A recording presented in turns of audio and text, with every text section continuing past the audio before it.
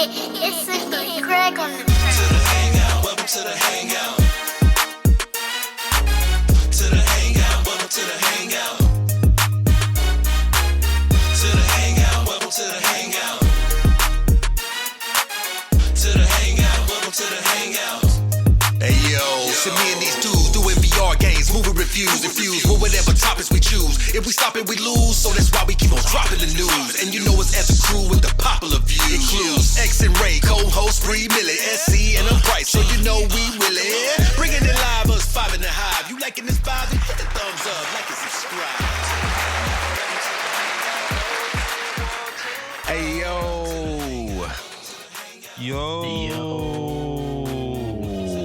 I was waiting on y'all so I could match y'all. Why I had to get the bass part of the choir? You know what I'm saying? What happened to the sopranos and the altos and the tenors, man? Hey yo. Y'all sound like the All-State commercial. Yo, sorry, y'all.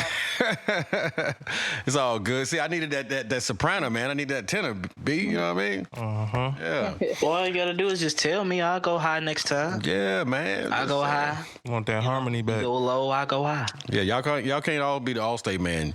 You were in good hands with All-State. Oh, the Denzel guy. Yeah, that guy.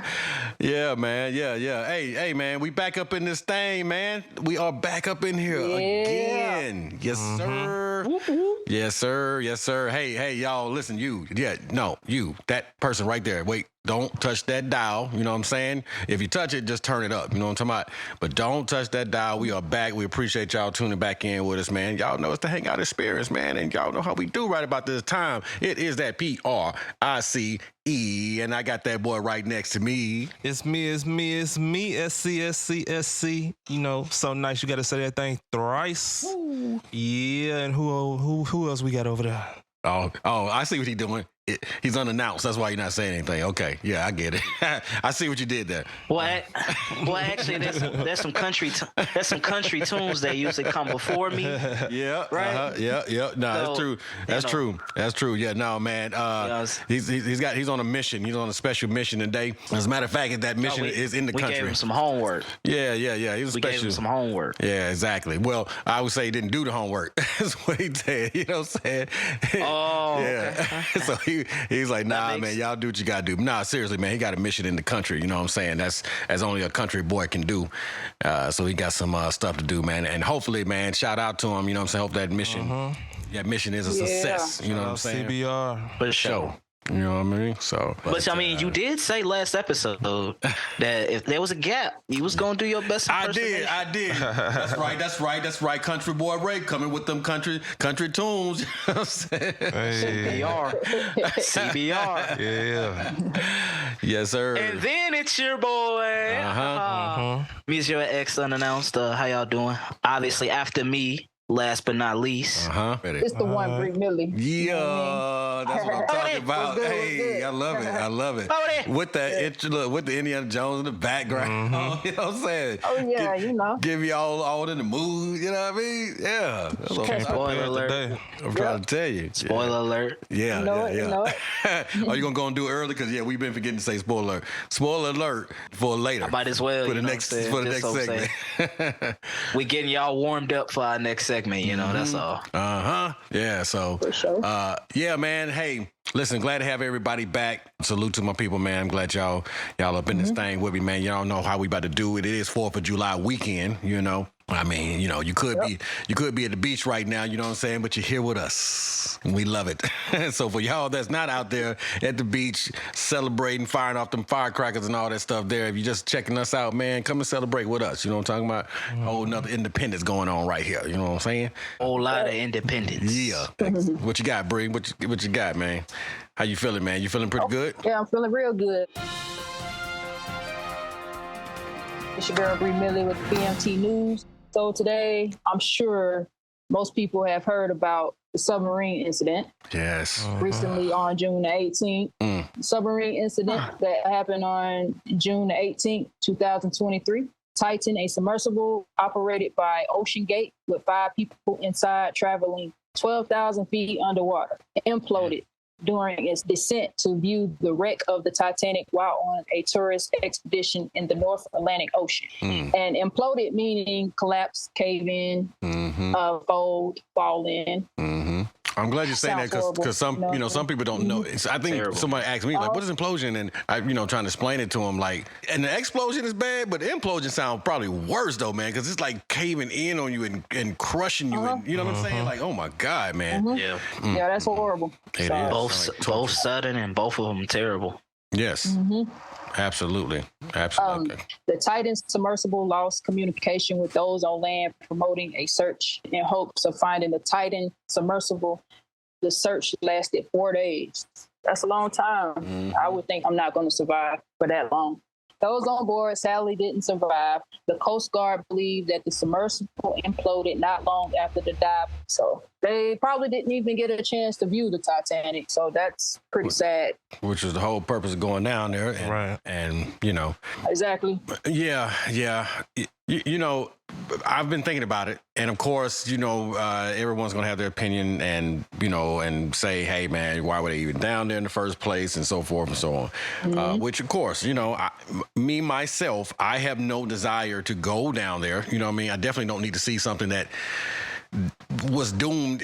Also, I don't want to see the doomed thing. You see what I'm saying? You know, I don't need to be that close. You know, I think you said, Bree, like put it in a museum, right? You know, which is ironic because that's actually what Indiana Jones always say. It belongs in a museum, and it does. You know, unless you're going to build a dome down there and cover it up, and you know, whatever. But even still, that's just so far down that I don't think I need to go there. But having said I don't that, need to go that far. right? Yeah, and having said that, now people with money and money to burn, you know what I mean? They may feel differently. You know, they might have done everything there is to do out here on the surface and just feel like, you know what, here's something else I haven't done. I have the money to do it. I'm going to try to go ahead and do it, you know. Dangerous way of thinking. It is a dangerous way of thinking, but it is some people's way of thinking, you know. And I'll go as far as to say that, and we know this, we definitely know this, there are certain people who go and do things that had they not gone to do it, we would never know about it because we ain't going to go do it. You know what I'm saying?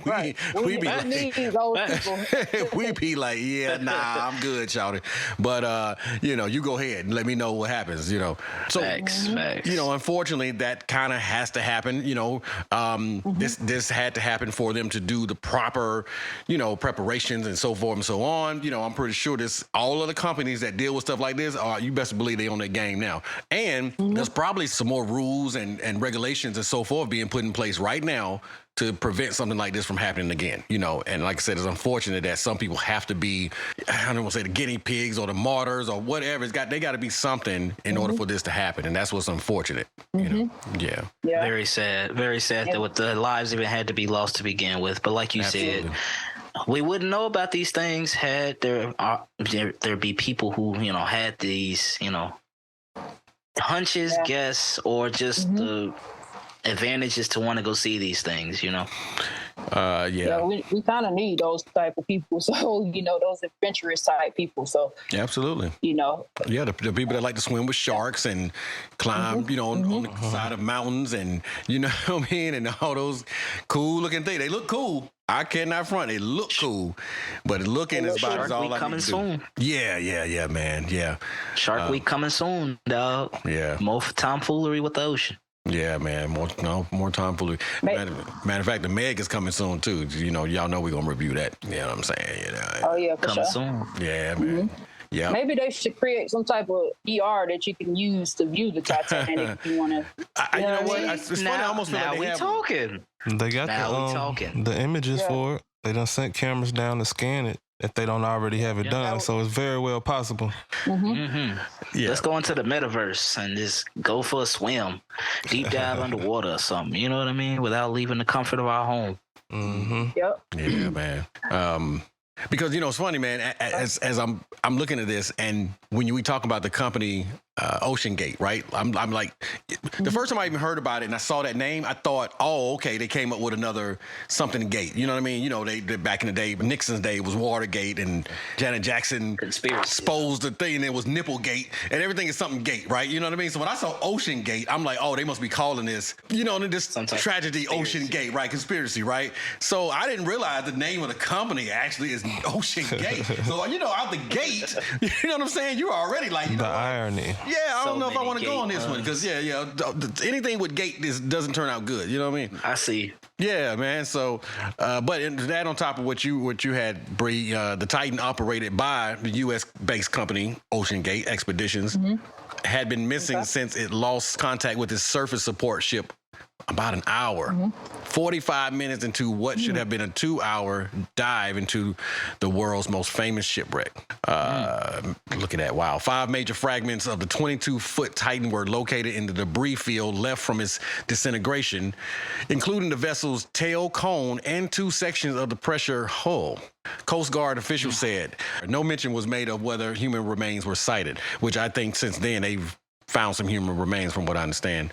The debris field here is consistent with a catastrophic implosion of the vehicle. Man, that's crazy. So Stockton Rush, who was piloting the Titan, the 4 others were British billionaire and explorer Hamish Harding, Pakistani-born businessman Shahzada. I want to say that's, hopefully I'm not butchering the name, Shahzada Dawood, and he was 48, and his 19-year-old son Solomon. Ah, man, it's just that's bad. Yeah, he wanted to go with his father to try to, gain a closer bond, I heard. So that's sad that, that happened like that. Yeah, he was trying to spend time with his father. This was around Father's Day, so. Well, and someone else was telling me the other day was that the wife actually was supposed to go originally, and something happened on her. She got sick or something happened, and she let the son go. Which, if that is the case, you have to know what she's probably going through right now. You know what I'm saying? The regret and whatever, man. So even though she's alive and well, she's probably being tortured. You know what I mean? With those thoughts of sending her son, or allowing her son to go, if that's what happened. So that's sad in its own self as well. Both were British citizens, and then the French oceanographer and renowned Titanic expert Paul Henry Nargilliot, 77, who had visited the wreck dozens of times. Now, y'all don't know if y'all noticed, we got a 58-year-old, 48-year-old, 70-year-old. Now, and 48 is still young. I mean, next year, that's me. You know what I mean? 48 is still young. But when you compare it to a 19-year-old who didn't get a chance to really see what life was about yet. You know what I mean? That's just super sad. That hits you a little bit harder, man. Yeah. Who knows what the role that kid had in his life? Could Absolutely. Have been a great doctor. He could have been a great, archaeologist. Such a long life ahead of him. Yep. Unfortunately, he won't be able to live. To cut real short, So New York Times reports that more Titan missions were aborted than completed in the run up to the catastrophic implosion. So basically, I mean, it was right there, that they were supposed to do this multiple times before, and they were aborted. Something was wrong. There were the signs there, and man, I wasn't there to see what happened. I mean, I know in my profession, you have to do what's called PMs, preventive maintenance. This is to help prevent things like this happening, and I don't know if part of this was arrogance. I mean, you hear so many things about this story that they were told. You know what I'm saying? It wasn't a good idea. People who previously went and came back were saying, hey, man, this thing sounds a little funny, or it's making all kind of noises and so forth and so on. And I mean, hey, man, if they did not listen, if this was true and they did not listen, man, that's just really, really bad. I don't see that company making it out of this. You know what I mean? Most of the dives did not reach the 12,000 feet depth, and the majority of passengers did not get to see the Titanic shipwreck at the bottom of the Atlantic Ocean. So they didn't even get to it. That's crazy. One passenger detailed his failed mission to see the wreck, saying the propulsion system was lost during this trip, as well as the drop weight mechanism which controls emergency ascent. They are to believe that, and this is the only silver lining in this whole thing, is that they are believed to have died instantly. So let's just pray there was no suffering on their part, because that would have to, you're already talking about an implosion. You're talking about this thing crushing in on you. Then you're under the sea. You know what I'm saying? And this is not the sing-songy, happy, you know what I mean, Little Mermaid version of it. This is where you don't want to be, right? And so that's just sad. That's the only silver lining in itself. Yeah. If they died instantly, man, and didn't have to suffer or whatever, that's the only thing you can hope for them right now, man. Because godly, man, I mean, forget the drowning part of being underwater. You know what I'm saying? This thing is crushing in on you and whatever. Oh my God, man, can't even imagine. Can't imagine. Right. So definitely, prayers, are going out to the people, that experience this, the people who have lost their loved ones, you know what I mean? They're connected to this as well. Definitely prayers go out to them. And I think, Bree, that's, part of what we were talking about offline or off air rather, of how people are reacting to this. So what do you think about that? Well, you know what? If you go to Facebook and you type in submarine memes, it's a whole lot of memes out there. And it's sad. It's not good memes. It's bad memes. It's people making fun of the situation. Tripping. And, they don't know how the families are taking this and how they're feeling, and they have to go online and they have to see all this stuff. So I think it's quite sad. I think people are making a mockery of death nowadays. Yeah. They're taking it lightly. It's just not right. People are being very insensible. Mm-hmm. Yeah. I agree. We're around so much death nowadays. Society is desensitized to it, but it's almost to the detriment of society, because we take the inhumaneness out of a serious moment now, because we're so used to, so-and-so dying and so many shootings or so many incidents happening and occurring that when something happens like this, we forget the humanity of someone just lost someone. Right. They think about the situation and, this, that, and the third. But is it really time to joke about stuff like that? You know what I mean? Like, someone literally just lost someone. Yeah, they had all this money to do something that they probably thought they never could do, or something that they haven't done. None of them expected when they got on this thing that this would be it for them. They thought they would see something that maybe they've always wanted to see, something they've always had interest in, and everybody thought they would come back home in one piece, just like how they left. And now families are suffering because of this. Right. Exactly. Yep. And people tripping on how they say how they should have spent their money, but that's their money. They can spend it on what they choose. Absolutely. It's their decision, their life. Absolutely. Agreed. Absolutely. I just think humanity can do a little better. Without a doubt.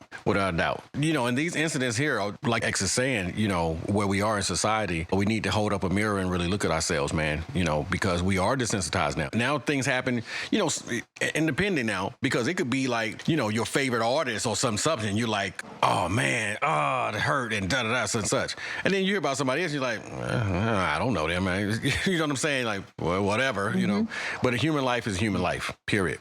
Doesn't matter the race, gender, sexuality, whatever. Human life is a human life. And to lose one in such a tragic manner that way is...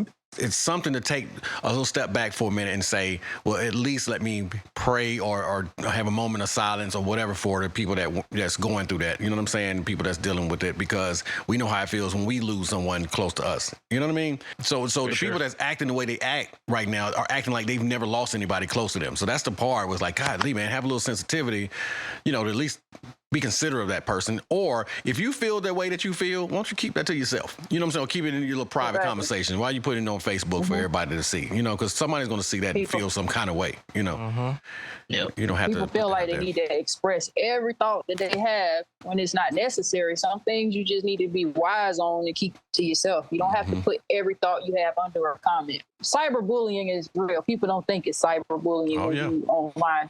It is. Absolutely. You don't like school bullying, you shouldn't like cyberbullying. It's like you can't pick which one you want to roll with. You just know.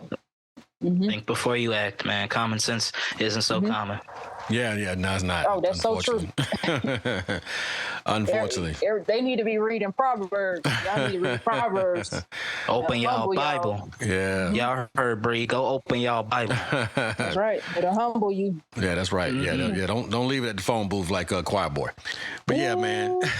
Go check out that. Go check out that heartbeat review. That's right. Y'all had to bring it back. You know, I gotta plug it. Shameless plug. I know, but come on.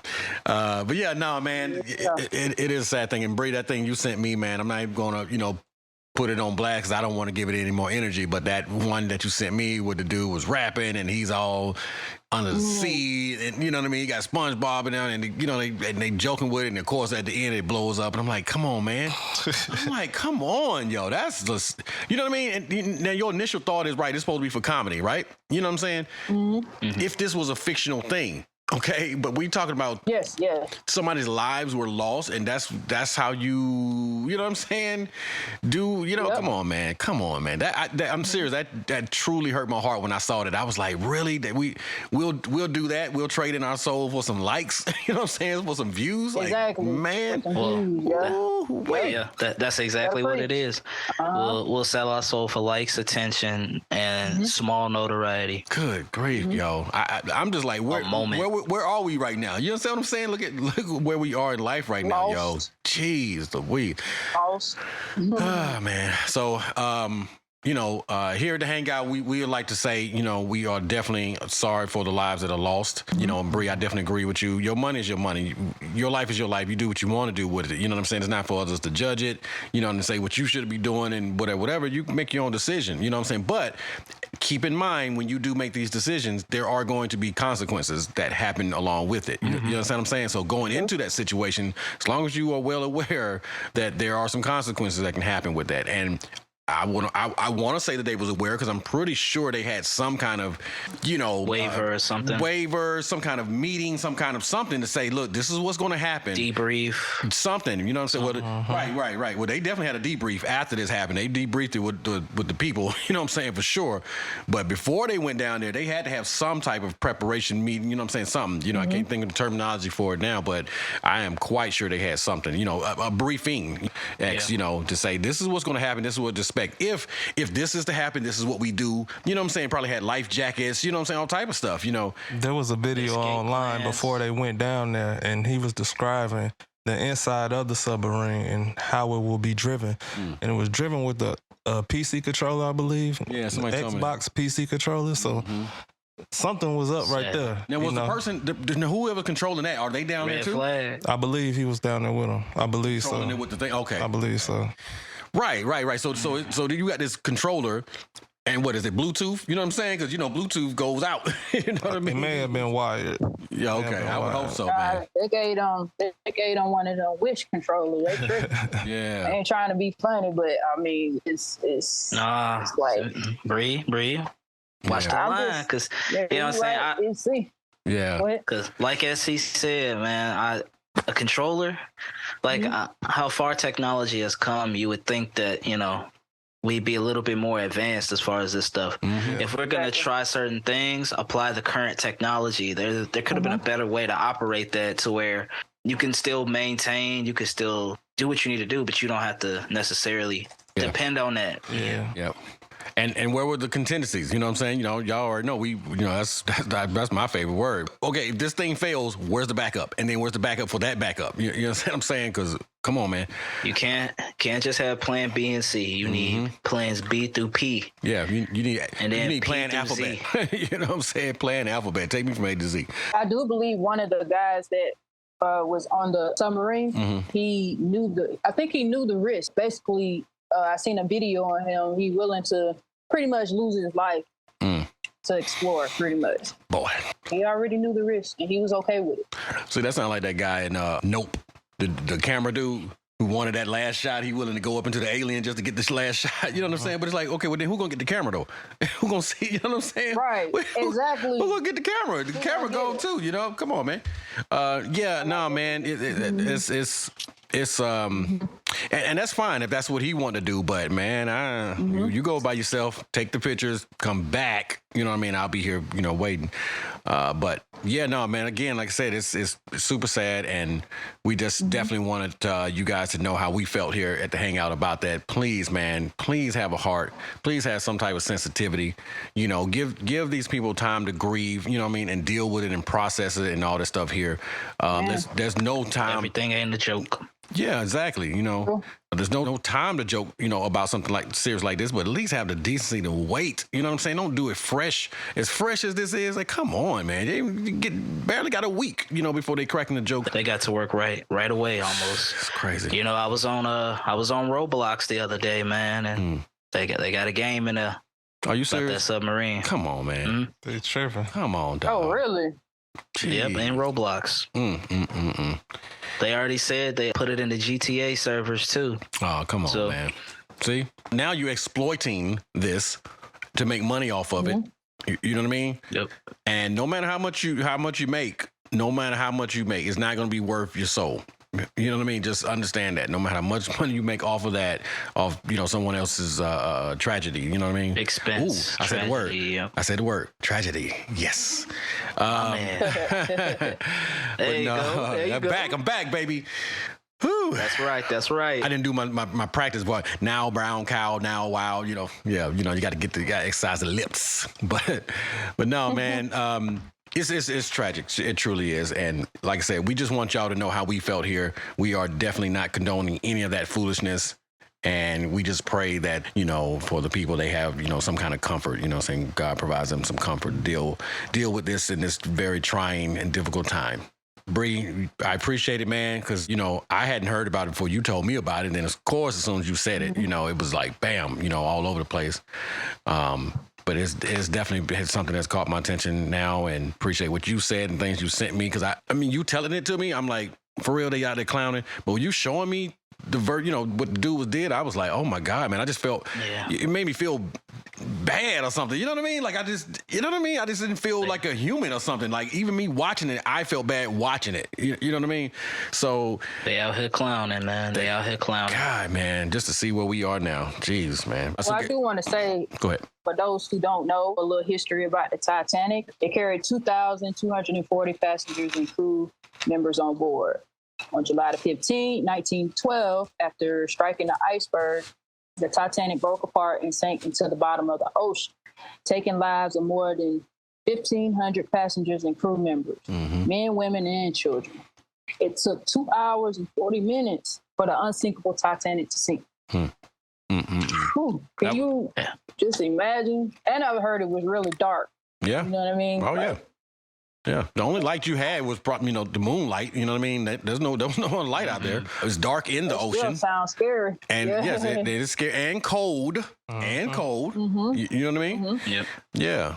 That's why I say, man, like this thing itself was doomed. I mean, first of all, they call it the unsinkable. So like, come on, you know what I mean? Don't do that. The possibly sinkable or something. You know what I'm saying? But come on. It's like you're knocking on fate's door. Absolutely. Like, when test you me. do stuff like that. You know, it's unsinkable. Yeah, like fate is like, oh yeah, this can never sink. Okay. Nothing's ever gonna happen to this XYZ. But you're welcoming that. You know what I mean? Yeah, fate. I know they was traveling from South Hamilton. I think that's how you say it, England to New York. I don't know how far they had gotten. Yeah. Was they halfway, or did they still have a little ways to go? But I do know, since I love animals, they had animals that died on the Titanic. Nobody knew that. They had dogs, cats, chickens, and birds, and an unknown number of rats. Not a fan of rats. But it's still sad. 3 of the 12 dogs that were on the Titanic survived. All the other animals perished. But they had one cat on there, and that one cat they used to take care of the rats, to help control the population of the rats. And so they had one person, I can't remember who he was, but he took care of the cat. And right before the ship, sailed off, the cat took off each of her kittens. I guess when a cat does that, it's usually like they know it's not safe. And so she took off her cats. And so I think that he didn't get on the boat because she took off her kittens. And so that's a message I probably wouldn't even paid attention. Right. I just been like, oh, But yeah, They say that's that's what a- happened. Wow. They say that's an old fable too. Animals know. They have that keen sense of like when something might go awry. So Right. like people always like if there's ever like a tornado, hurricane, disaster, or anything, you pay attention to the animals. Right. The animals will tell you. Right. Right. Okay. Yeah. And to be honest with you, kind of black people in a sense too. If you see one black person running, then everybody run, right? We don't wait around to see. We wait till we get down right. the corner and like, hey, what we running for? I'm definitely not waiting. We running, we looking back. We looking back, yeah. I'm definitely not waiting. Oh, well, I wonder what this could be. I'm Right. walking into that. Right. Oh, that's real. Yeah. Yeah, no, that is very interesting, you know. But I'm just sitting there thinking about that. Man, they put that cat on overtime. If you had one cat to handle all those rats, you know what I'm saying? He like, you better double up my bowl or something. thinking- my food, Right. my food rations around here. You know what I mean? I was thinking you need more than one cat if you got a lot of rats on it. Mm-hmm. Man. You know? That is interesting. I you know, it's funny because of course we all saw the Titanic movie and we thinking about poor Leo DiCaprio, you know what I'm saying, freezing in the That was ocean. the main focus. And I why she tried couldn't- my hardest not to make the. I tried my hardest I not to know. joke in that moment, so I let it know. go. And I appreciate Yeah, that. yeah. When we were talking about after it sank, you know, all I was gonna say was there was room. There was There was room on that for door. my guy. You know, everybody knows that. I mean, come on. Right. Didn't have to sink. Everybody knows that. I'm saying. Nobody's going to listen. No one on this podcast, on the audience, and don't you audience members start tripping because y'all know, everybody knows this. There was room on that door. So, I mean, that's not even a thing. You know what I mean? This got nothing to do with that implosion. Everybody knows there was room on that door. So, it's not debatable. You know what I mean?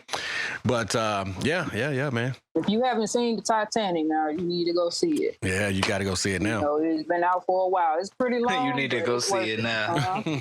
Well, yeah, especially because you need to understand why they wanted to go down. They wanted to go there. Exactly. Absolutely. But I thought in the Titanic movie, didn't you know they had that little Timmy. they had that one little device or something, you know what I'm saying? Not device, but it, it was some kind of submarine-ish type of thing that was going down and it was taking pictures of stuff, and that's good enough for me right there. You know what I'm saying? Like, yeah, I can see that right there. So, yeah. So all I need is some pictures, man. I don't need to see the thing in real life. No, so. It would be something to see, but I'm not a water person, so I wouldn't. No. Well, But I do want to say. Go ahead. What you got? Go ahead. You going to talk about the nautical miles? Is that what you? Yeah. No, I just wanted to mention that women and children, it was 166 that died between the two, and including crew members, and 380 that survived. And the men, it was 1,349 that died, 323 men that survived. Jeez. So, math on that. These numbers are crazy. It is. Now, and they had 16 operational lifeboats and 4 collapsible boats that could carry a maximum of 1,178 people. So they didn't have enough lifeboats on them. Yeah. For everybody. They thought it was unsinkable. It was unsinkable. There's no way, right? And of course, we would know that you know what I'm saying, only certain people is going to get on that boat, those little life rafts anyway. You know what I mean? During that time. Absolutely. Like, I remember that part in the movie where he was like, God himself couldn't sink this ship. That was crazy. If that was real, that's what X is saying, though. You know what I'm saying? God's fate, everything. When you playing with fate, you tempting God. And he's like, well, I'll tell you what, hold my beer then. Let me, let me tell you what's really going on. Man. Why would you even do that? You know what I'm saying? And then you do this with all those people. So you're not only testing God's fate, but you're putting lives on the line to prove what point? Exactly. You know what I mean? That man can outdo God. So that's kind of what you're saying. Like, I can build something so powerful that not even God can sink it, right? You're like, come on, man. Really?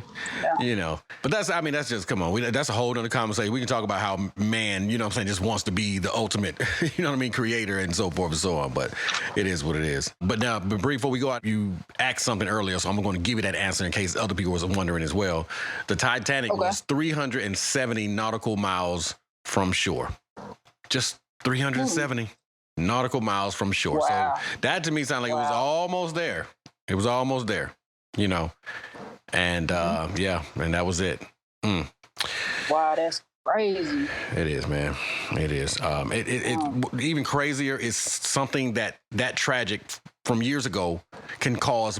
This is. Do y'all see how deep that is? Like how tragic that was. That is causing more tragic. Years later, this thing is still causing more people to die that wasn't even on the ship. Isn't that something, man? Yeah. Just It's involving crazy, yourself. That's how almost like cursed it make me feel that even not being on the ship, people can die just trying to be involved with that thing in some. Let it go, man. Let it go. You know, leave it alone. Just leave it alone. You know, It'll be in VR before y'all know it, man. Just Probably. wait. probably. Just wait like everybody else, man. Just you know, a lot of people say too, like, why didn't they just like let them go to a submersible level depth in the ocean and then just drop a little camera down there, and they got this big screen that they could just watch the camera trail down to the debris so that they didn't have to go that far, so that they could still be pulled back up. Like, you know, the contingencies you were talking about. Not good enough, X. That ain't good enough. No, I need to be close enough to touch it. You know what I mean? Basically, I gotta be close look enough out to that touch it. window and tap the window and feel like I'm touching the Titanic. Wow. Some people are probably obsessed with it. So, you know, So I do know that as of today, there are no survivors from the Titanic. The last living survivor was Eliza Gladys Dean. She passed away in May 31st, 2009. Oh wow. So she was the last living person. So it's nobody. And she wasn't the lady that threw off through the heart of the ocean in the thing, was she? No, she was actually a baby going on to the Titanic, so she survived. Oh wow. So she was the last person. Yep, she was a baby. Isn't that crazy? And probably don't remember. You know what I mean? Like maybe flashes or something, but not really remember. But to know that you were on this death boat, you know what I'm saying? Yeah. Basically, come on. Wow, man. It's amazing. So this wreck was found in 1985, 73 years after it sank. 73 years after it sank. Jeez Louise. Whew. Yeah, man, I'm good on the Titanic, man. I don't really need to, you know what I mean, involve myself in anything with that anymore, man. It's like make you scared to watch. Now when you watch the movie, now you have to think about the sub that went down there to go see it. You know what I mean? Like, good grief, man. Yep. Oh, Exactly. Y'all better make that VR. Be done with it. yeah, and just be happy enough with it. Yeah. All right, guys. Well, good talk, man. You know, I know we probably went further than you guys probably expected us to go about this topic, but you know, we just really want y'all to understand how important it is to have some kind of sensitivity to actually show that you care. Like people don't show that they care about anybody anymore. You know, I mean, we're too busy on our phones and you know what I mean, our devices and everything else we do to care about another human life. And then we hear about it and we like, that sucks. Hey, so anyway, man, pass me that. Just take a little time. You can give 5 minutes of your time just to give somebody a moment of silence, you know, a prayer, a thought, or something, you know, well wish, anything, man. But let's get back to being human beings and caring about each other again. And that's what I would love to see. People are only going to see it when it comes to them. If it was their family members, I'm telling you, they would not have this type of reaction. Oh, absolutely. Of course not. Absolutely. You know? Yeah. All right, guys. Well, y'all keep that thought, you know what I'm saying, and take that thought with y'all. We appreciate y'all sticking around. Y'all know how we do, man. We just get to talking about some things sometimes. Sometimes we go deep, you know what I mean? Sometimes we stay right at the surface level, but we have to go a little deep today. But that's because we care about y'all, man. We care about you. I'm hoping that y'all can understand that when y'all hear us talking, that we actually care about you guys. And please leave your comments, you know what I'm saying? Continue to like and subscribe. Leave your comments and let us know how y'all feel about this sub and everything. You know, and is it something that we should not care about? Is it something that we should take a little time and actually show people and support them, you know, show them that we care about them? Sound off in the comments, y'all. Sure. All right. And listen, hey. Otherwise, it's time to turn that dial. Hey. Oh, I see what you did there. That dial of destiny. It is coming up next. We have that Indiana Jones dial of destiny review, man, for you. It is here. It's coming. And remember, this will be a spoiler review. Spoiler review. We'll be back That's right after these messages. Harrison Ford will pay for his crimes. Hey, yeah. yeah. We are back up in here, baby. Yeah. Yeah. All right, y'all. Man, Listen, we man. back. Yeah, man. Y'all heard him, man. We back up in this thing. And y'all already know how to do this, man. Just go back, you know what I'm saying, and check out that previous segment. You know, we definitely expressed our feelings and concerns about the sub, you know, the implosion, and the fact that people lost their lives, and there are people out there who are actually thinking that this is funny and making memes and videos and everything like that. I think you even said that they got it going into GTA or something like that, right, X? Sad stuff. So if y'all want to go a little bit more in depth, see what I did there, definitely check us out. You know what I'm saying? Rewind this, skip back, and all that good stuff. But now there is that time, what you came for when you saw that thumbnail, that beautiful, beautiful thumbnail that our resident artist, Bree 40 Millie, likes to put together. I know this is why y'all here. You know what I'm saying? You saw that thumbnail and said, you know what, that looks pretty interesting, man. Let me see. They're going to review this movie. Let me see what they're talking about. Well, what we are talking about is Indiana Jones and the Dawn of Destiny. I don't know why it just sounds like it's supposed to be announced like that. Don't it, though? You know, it just sounds all epic. The Dawn of Put Destiny. the echo on it. Yeah, man. Y'all up in the studio in this thing. I'm trying to tell you, Got man. the studio going. Reverbs, yeah, all that. Put a Hall effect on that thing, man. But Just trying to put that echo, the reverb, all that. yeah, man. Yeah, no, we you know how we do for y'all, man. We go in and do the homework for you. You know, we go in, we check these movies out. And we go and just try to say, hey, look, man, it's something you need to go check out. You're going to love it. You're going to hate it. Somewhere in between, whatever. So, once again, we did our homework and we checked out Indiana Jones and the Dial of Destiny. Now, I will say there was a special request to view this movie. So, shout out, you know what I'm saying, OAL, you know. Shout out to my boy Joseph, you know what I'm talking about. What up? Hey, Happening, Mad Italian. Hey, you know what I'm talking about? She know what it is. Yeah. OAO. Absolutely. And definitely shout out to Isaac, you know what I'm saying, son and everything. They wanted us to get our take on this. So definitely had to shout y'all out by name. Appreciate y'all being subscribers and fans of the Hangout Experience. Salute. Yeah. That's right. Got your own hand clap. You see that? So I'm sure you're smiling over there, Isaac. I see you. Yeah, you know, shout out to my nephew, Isaac, you know what I'm saying, his Uncle Price. We see you, man. So we're going to go ahead and do this for you right here, Isaac. We're going to go ahead and do Indiana Jones and the Dial of Destiny. All right. So, Bree, you know what it is, man. Go and roll that beautiful bean footage. Let's go.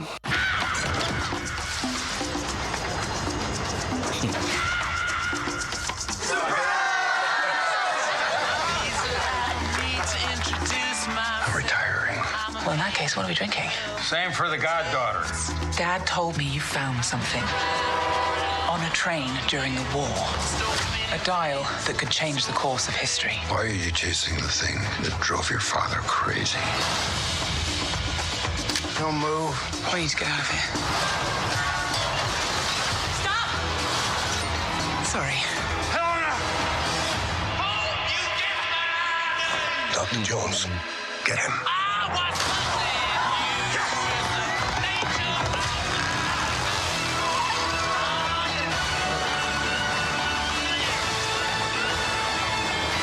Ride that horse. Hitler made mistakes, and with this, I will correct them all. You stole it. Then you stole it. And then I stole it. It's called capitalism. This way. Fasten your seatbelt. There might be some turbulence. You've taken your chances, made your mistakes. And now a final triumph. Give him hell, Indiana Jones. A few times in my life, I've seen things. I've been tortured with voodoo. Been shot 9 times, including once by your father. Sorry. But I've been looking for this all my life.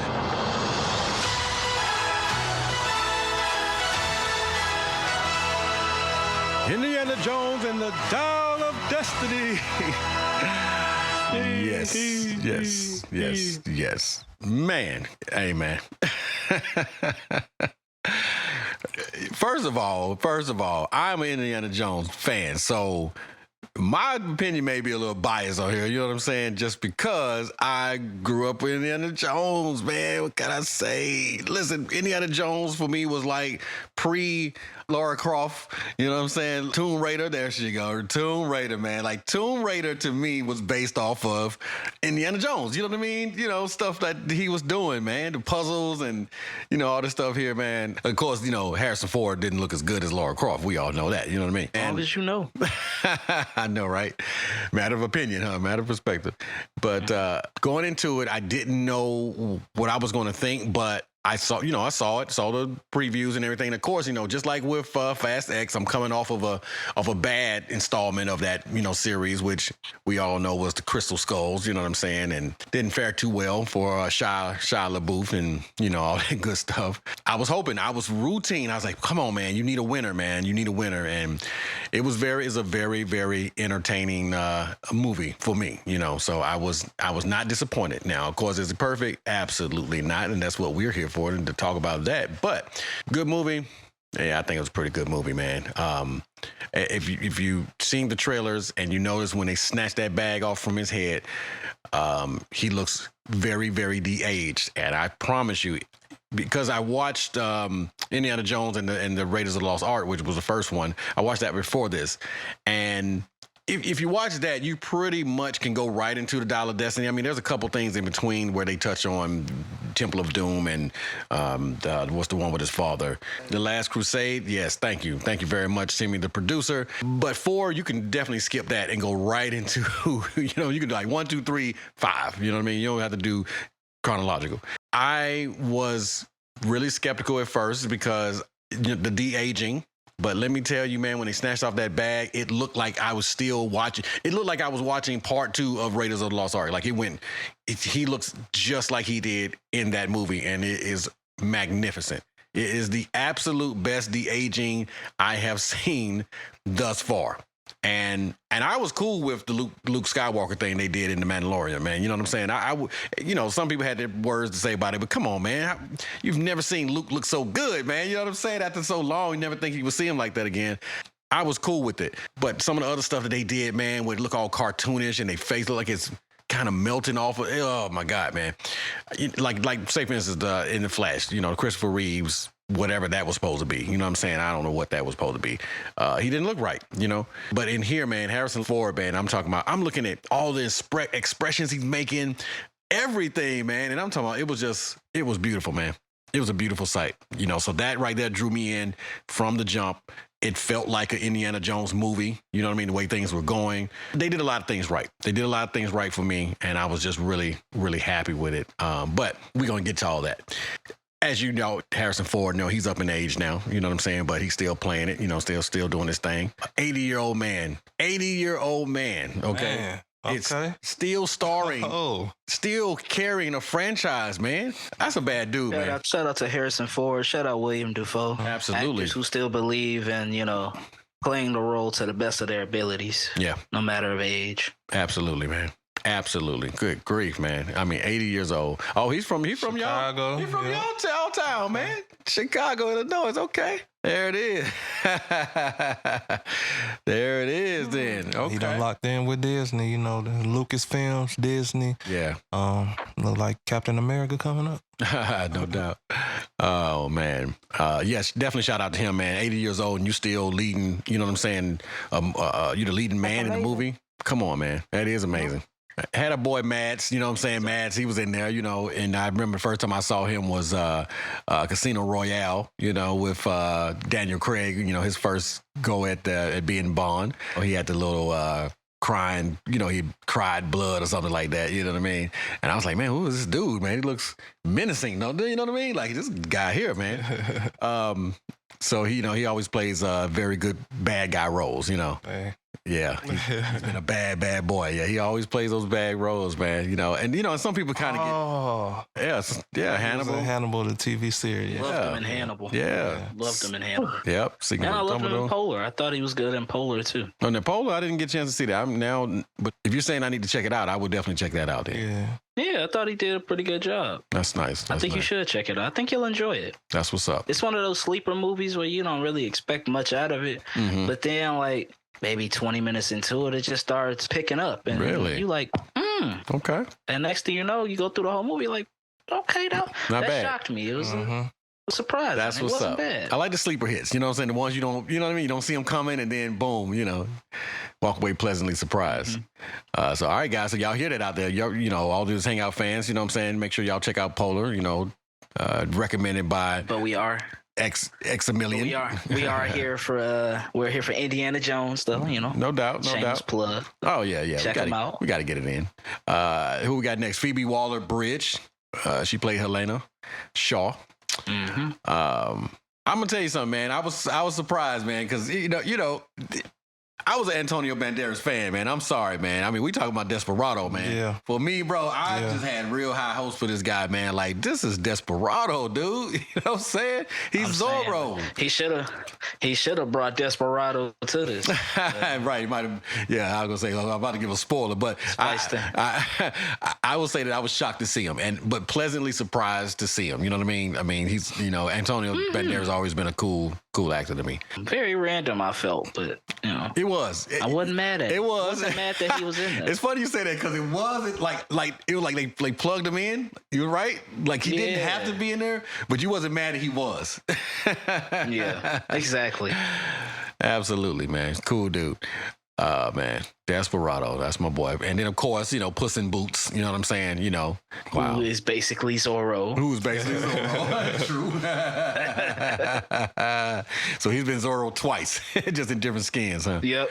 Yeah. Just in different skins. Oh man, Bree, you ever see Zorro? I want to say I have. Okay. I just can't remember. Yeah, he's the voice. He's the voice of Puss in Boots. Yeah. Yep. That's Get Puss ready in for Boots. Puss. Yeah, man. Okay. Yeah. Okay. Yeah. The Shrek universe. I was just gonna say, yeah. Yeah, I wouldn't mind seeing the new Shrek. Yeah, I think they do got one in the works. That's what's up. In the DreamWorks. See what I did there? All the original actors and actresses as well. I hope so, because I really like Shrek. Shrek was the jam, man. Okay, cool. All right, moving on.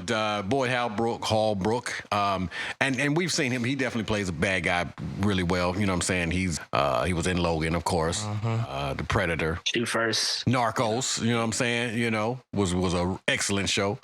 Man, yeah. So typecast again, though. You know what I'm saying? Like I said, usually a bad guy. Shawnette Renee Wilson, which she played her part. I was pretty impressed with her. You know what I'm saying? The CIA agent. She was doing her thing. Didn't take any crap. I didn't remember her in Black Panther. You know what I'm saying? But I do remember seeing her somewhere. But she's in Billions, The Resident. Oh yeah, I like Billions.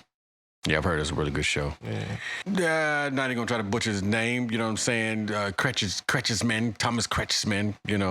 He's in Marvel, dog. He's the German guy that has the twins. You know what I'm saying? He's in Avengers 2. He's that Colonel guy. Okay. Yeah. So again, same with him. You know what I'm saying? Usually plays. So the movie that introduced Scarlet Witch and Quicksilver. Absolutely. You saying he's their pappy? Yep. He's the guy who is experimenting on them. Who's the pappy? He's the pappy. I'm that baby's daddy, man. So, and then of course, you know what I'm saying, this is, George Lucas is involved with this. You know what I mean? You already know. But what was really nice, and this is right here is a spoiler for sure. Karen Allen, and we already know she started this, you know what I'm saying? She started this gangster stuff, you know what I'm saying? She was in the original Indiana Jones and Raiders of the Lost Ark. And my favorite scene of the whole film. Oh, dude, was that not good, man? Was that not good, bro? When she walked through that door. Come on, bro. When she walked through that door. I mean, they did that right, man. You You know, that's fan service right there. Now, unfortunately, she was in the Crystal Skull as well, but, you know, we won't hold that against her. Here we go. Listen. I like Crystal Skull. You gotta let your it was decent. beef go, man. You gotta let the beef go. Hey, dog. They're just trying to make up for it, you know? Oh, my God, yo. Yeah, man.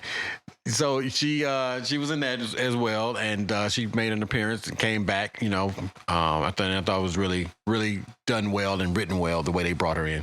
Marion Ravenwood is her character's name. You know, that's the counterpart for Indiana Jones. So, yeah, man. So good stuff, man. I you know, very solid cast. You know, a lot more people in there as well. Very solid cast. I think they did a great job with bringing Indiana Jones back. And not only bringing him back, but bringing him back at an age where he's a bitter old man now. You know what I'm saying? He's alone. You know, he's definitely that get off my lawn old man. You know what I mean? You know, or turn down that music. Turn down that music, old man, for sure. Now, is he that way just because he's old, or is he that way because him and Marion are no longer together, which is what we find out in the very beginning of the movie, you know, is that they broke up over something that you don't find out until a little bit later on. Or if you're really, really paying attention and they first flash it, then you're like, oh, I wonder what happened. I wonder why that folded up American flag pillow is right there. You know what I mean? Anyway, it was good stuff, man. It was good stuff. You know, like I said, I thought they brought it in well. You know, he's an old man. You know, he's dealing with old age and, you know, and things of that nature. But they also have flashbacks into things that he's done, things that might have caused him to be in the position he's in now, and so forth and so on. So the flashbacks from 1940 something all the way to, or maybe even 30s, all the way to, what was it, 1970 something? I think they had the kind of the hippies thing going on. So they're going back and forth between that, man. I thought they did it flawlessly, to be honest with you, because I was never lost or really bored with it. You know, they brought it right back at the right time. Like I said, the de-aging was just magnificent. So as it was going, I'm like, okay, I'm here for it. You know what I mean? I'm definitely paying attention and seeing what's going on. And of course, you know what I'm saying? Like I said, he's 80 years old, but he still move around pretty good, man. You know what I'm saying? He's still throwing punches and everything. You know what I mean? And it didn't look like it was a stunt double, you know what I'm saying, when he was, you know, doing his thing. So I was like pretty impressed, man. You know, so man, obviously it's still pretty good shape. Now I will say one thing, X, I don't know if you notice it, but I'm like, y'all didn't gotta have the man coming out with his shirt off. You know what I'm saying? Skin hanging all down, loose and everything. Oh, the man. Taco meat had to show. Oh, man. I'm like, come on, don't do Harrison like that. Don't do Harrison like that, yo. Come on, yo. Like, don't do it like that, man. Try to do my man's all type of wrong. Yeah, they could have a little white beat on or something, man. They ain't got to do him like that, dog. Like, come on, bro. He's an 80-year-old man. What do you expect his body to look like? You know what I mean? But anyway, man, it went from that, you know, to of course introducing Phoebe Wallace's character, who was, you know, Toby Jones or Basil's Shaw's daughter, who has become quite of an archaeologist herself, but she has different motives. You know, she doesn't try to find things to put them in a, you know, it belongs to the museum. You know, that's one of his favorite lines. She doesn't do that. She like, you know what, it belongs in whoever hand is going to pay me for it, and that money belongs in my pocket. You know what I'm saying? So that's what her motivation on here is, and that's pretty much. She said, "I need my money. I need it now." You know, so that's why she's pretty much going after the dial of destiny. You know what I mean? And some, you know, some antics ensue, of course, you know, because there's always somebody else who's looking for a powerful. Classic. Yes. Absolutely. Classic Indiana Jones fashion. Come on, man. You know what it is. You know, you got the good versus evil. You know what I'm saying? That's always the tale in Indiana Jones. All right. Nothing changes here. They do the same thing, pretty much, same formula, but the formula works, though. The only thing they do is they just change up whatever this archaeological treasure is that they're going for. You know what I mean? Kind of like National Treasure, you know, with Nicolas Cage in a sense. You know what I mean? They always got something that can do something mystical, right? And for some reason, this is the funny part about it, is that Indiana Jones never believes its power until he actually sees it, even though they've opened up a lost ark that basically burn somebody alive. They've had the aliens with crystal skulls. You know what I mean? They've had all type of stuff happening, and I'm like, how you still don't believe? But Dog? until he sees it, it's not real. It's not real. You know what I mean? So the dial doesn't do what y'all say it does until I see it. If I see it dialing. It's a paradox. It's got to dial somewhere. It's got to take us somewhere. Oh my God. Yeah, man. And I think it has some pretty good lines in it, man. You know, like I said, there is something, and I won't spoil this part for you, but there's something that happens with his son that kind of explains Shia LaBeouf's absence in this movie. And he's basically dealing with that, you know what I'm saying? The thing that's going on with his son. And I thought it was pretty real, man, you know, how they touched on that. I mean, because, they rarely humanize these characters, but they really humanized him. You know, he's a hero, right? He's a hero. He fights Nazis. He does all these things. He's swinging across big gaps and running from big boulders and all type of stuff. But he's still a human. He's still a father. He's, you know what I'm saying? He's still a husband. And you have issues to deal with that when you are a husband and a father and so forth and so on. So what do these heroes, these great heroes do? You know, I thought that was pretty cool how they kind of focused in on that. You know what I mean? But yeah, man, X, what did you think though, man? I mean, because, you said you've seen Raiders of the Lost Ark. It makes maybe most of it, right? For the most part. For the most part, I didn't get that far into the film. I'm pretty sure I'm like in the last half hour of the film. Nice. Before I saw this, you know what I'm saying? So I got a pretty good understanding of where we were. Right. As far as, But I thought as far as a film goes, I think it was a perfect summary of everything, you know what I'm saying? Like they kind of encapsulated a lot of Indiana Jones's character, struggle, all types of stuff, and then helped develop him a little further, you know what I mean? It was so much more depth and layer. Like you said, they really humanized him in this movie that helps you feel for this man who's been through so much. Right.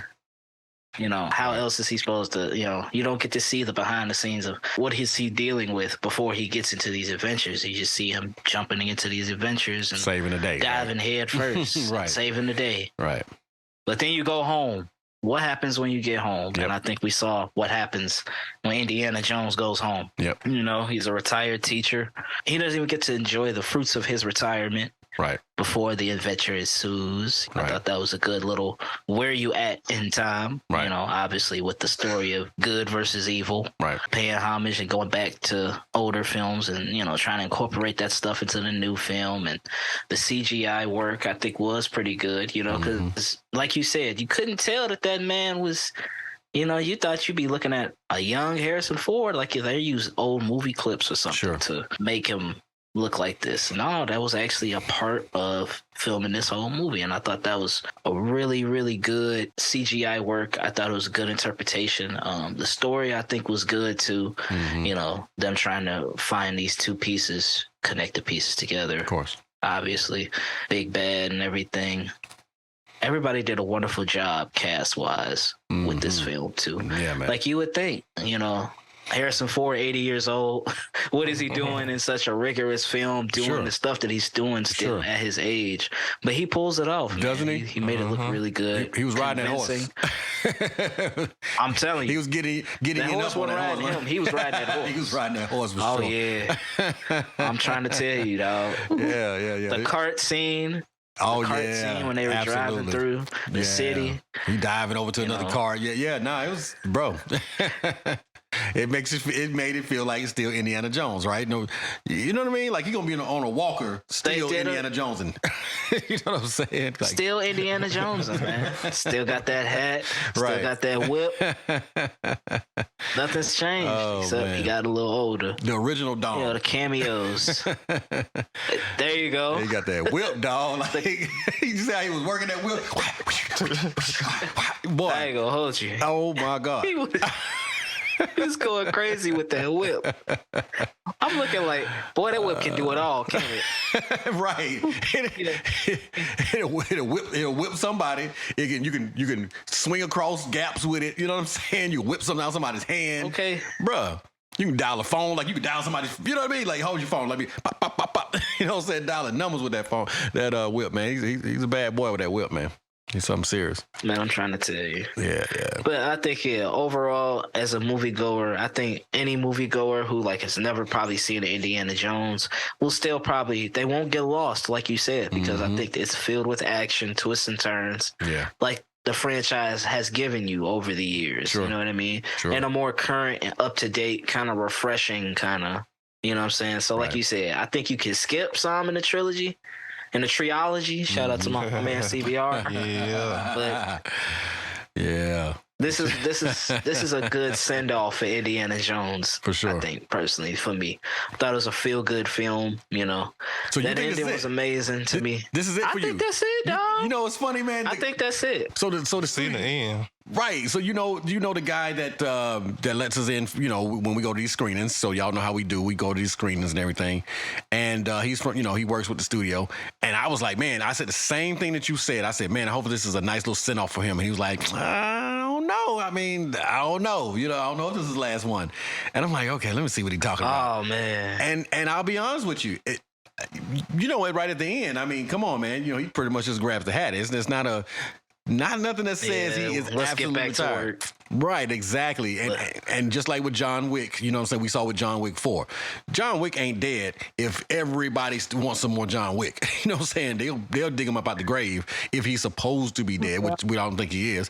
But same with Harrison Ford, man. I mean, they'll probably ask him, all right, man, you're 80. You think you can do this at 85? Can we get one more out you? Now, like you said, if they sent him off on this one, this is it. This is the perfect send off, man. Because for real, man, I don't hate the Crystal Skulls, but I'm telling you, man, I feel the same way about Crystal Skulls, the same way I feel about Fast 9. I could absolutely skip it. Wouldn't, you know what I'm saying? It. I understand. Don't have to see it again.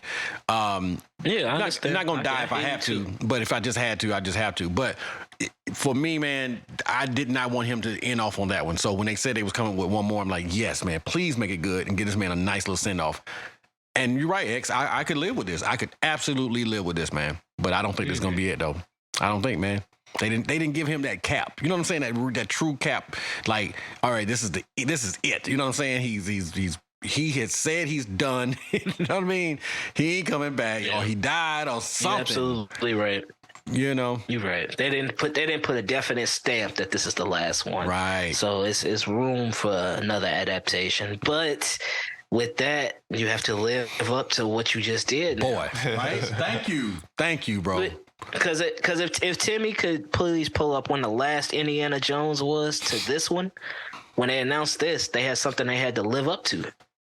Yeah. You know what I mean? So now you set the bar kind of high coming back with the Dial of Destiny in my eyes. Right. So if you're going to bring it back for a sixth film, you know what I mean? All right, so this was Crystal Skulls, 2008. 2008. Yes. 2023. You know what I mean? Boy, that's a good little gap. 15, buddy. 16. That's a good little gap. That's a gap, dog. Ooh, I didn't realize it was that old. Golly, I don't know why I thought it was at least in the 2010s or something. Jesus. Okay. That's about 15 years, if I'm not mistaken. Wow. My math is. Mm-hmm. Wow. That's a long time, man. That's a long time. You know what I mean? Buddy. Whew. So if you think that, that was supposed to be, the Crystal Skull was supposed to be it, the send off, that's it. You know what I'm saying? But then they say, okay, no, we're going to give you guys a Dial of Destiny. And then they give us the Dial of Destiny. And it's actually better than the Crystal Skull, right? Yeah. So it blew that expectation out the water, right? Right. Perfect. But how do you live up to the Dial of Destiny now? Because you can't give us another Crystal Skull after this. You better now not. We going back. Now we going backwards in the franchise. You better not. Yeah. But you know what, man? Check this out. Raiders of the Lost Ark, 1981. Right? Okay. Yep. It was a smash. So they like, okay, good. We need, let's green light this quick. All right. So we get Indiana Jones and Temple of Doom, 1984. 3 years later, bam. They like, oh, they did good again. Okay, so then now you got Indiana Jones and the Last Crusade, which was 5 years after that movie. You know what I'm saying? So it was popping. You know what I mean? They greenlighting the crap out of this. And then, for whatever reason... They letting them fly. And it may be that... I don't think the Last Crusade was as welcomed as the other ones, possibly. It might have been it. So that might have been why it took, almost 20 years? Or 21 years, rather. To almost 20 years rather. I think 19 almost years. 20 years. Yeah, to bring out Indiana Jones and the Kingdom of the Crystal Skull. And then fast forward to 15 years after that, Right. giving us the Dial of Destiny. Right. Man. But hey, man, listen. If it, you know what, just like Maverick, Top Gun Maverick, it took 30 years to make that sequel. 30 years. And if you're gonna take that long to make one, then let it be like that, man, because that movie was amazing. So, yeah. Talk about it. I'm okay with the gap. You know what I'm saying? Just get it right. Get it right. I'm pretty sure they're scheduling things, and I know he did a couple of Star Wars, appearances. Which if you ever read the news about that, he did not like playing Han Solo anymore. But he came back and did it for the fans, of course. And I'm pretty sure there was probably that same thing with here. But for some reason, I feel like he probably loves Indiana Jones a lot more than he does Han Solo, Personally, I probably could understand that. You know what I mean? That was kind of one of his favorite characters to play, I believe. You know what I'm saying? Just because of the time frame it was in when he first started playing it, And right. You could tell his attachment to the role, too. Sure. Because to be dedicated to the role so much that you do it at 80 years old. I know, dog. Come on. And pull it off the way you did, I gotta give you props for that. Right, exactly. You got, especially you 80 years old. I'm sure you got all type of stuff. Hey, look, man, I gotta get my blood pressure medicine at 1 o'clock. You know what I'm saying? Hey, but Price, you saw how they kind of brought that up when they was in the movie. Yeah. When he was talking about all that he's been through as Indiana Jones, but you know what he really meant. Hey, I'm 80 years old. I'm still doing this. It got me climbing walls, jumping from car to car. I'm too old for this shit. Yeah, man. Exactly. Indiana Glover. And it is funny because we were listening to the trailer. He was just like, had voodoo cast on me. I did this and such and such. And then he's like, I've been shot 9 times. I'm like, okay, so you 50 Cent now. Okay. You know what I'm saying? He 50 now. You know what I mean? Many man. Indiana 50 Cent, boy. Yes, sir. That's good stuff. But yeah, no, man.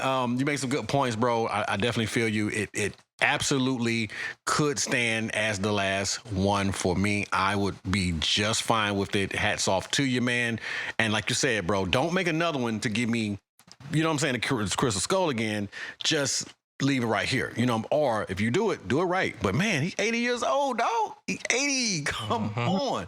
And if he was doing his own stunts, you know what I'm saying? He was doing his own stunts in this movie. Come on, bro. You know what I mean? Like, I don't want to see the man get hurt. You know what I'm saying? Like, you don't try to be Tom Cruise. You know what I'm saying? Because Tom, he don't. I feel bad for his stunt doubles. You know what I'm saying? Because they probably don't get no work. You know what I'm me saying? too. Like, Me man, too. Tom, come on, bro. Dang, can I do something, bro? Yeah. Like, Yeah, I got it. Yeah, I got it. Stunt double who? It says stunt double who? I don't need none of them. I got it. Boy, they trying to get mad. Dang, man, this dude here, bro. He's like, I don't know how the process of trying to get onto a movie as a stunt double, but probably as soon as they see Tom Cruise, just skip. He ain't gonna let you do nothing. You know what I'm saying? Like, they probably try to put on a wig and just play like, well, I'll stunt double the woman. You know what I'm saying? Like, just get some work, bro. Tom ain't gonna let you do his doubles, man. No sir. Oh my God, man. Bree, let me ask you this, man. Have you seen any of the Indiana Jones movies? I don't think I have. Really? I gotta mess with you now. I gotta mess with Timmy. What do you mean you ain't seen Indiana Jones? Seriously. If Wow. I have, I don't remember. I know it's been out since I was a kid. It's been out. So I could have possibly seen it when I was young. Right. But don't know how much I was interested in it, but I will get check it out pretty much. Yeah, that's all right. I like adventure type movies. Yeah. This is definitely, I see it. It says adventure. I'm not a big action person, but Did you know like Tomb Raider? You ever heard of Tomb Raider? Did you know about Tomb Raider? Yeah, I've seen Tomb Raider. Yep. Okay, so Tomb Raider. Enjoyed Tomb Raider. Hey, Tomb Raider came from this. You know what I mean? That whole concept. You know what I mean about. Oh, okay. Yeah, I can see it. Okay. Right. You feel what I'm saying? Yeah, man. Yeah. You know. And that was Indiana Jones. You know, I would say probably maybe even closer to Indiana Jones would probably be Uncharted. You know what I'm saying? But he's the male version of Lara Croft, though. You know what I'm saying? Yeah. You know, that's what's the crazy part about it. It's just this family tree. They should have put them together saying, dog, in the movie. He not. That would have been cool. He not Angelina Jolie. That's all I'm saying. Absolutely. I used to always want to go to those, you know, at Disney World. Right. They got like the Indiana Jones game ride or whatever it was, or a show. I used to want to see that live. Yeah. Mm-hmm. Or is that Universal Studios or something like that? Mm-hmm. I think so. Yeah, I think so. Yeah. Yeah. I don't think they got it no more though. Mm. Yeah, I would have definitely liked. They might bring it back because of the movie. I know, right? I know, man. Ooh, that'd be nice. Yeah. But yeah, man. No, it was now. This is not a spoiler. I mean, you notice if you just looked up the IMDb, but John Rhys Davis, you know what I'm saying? Yeah.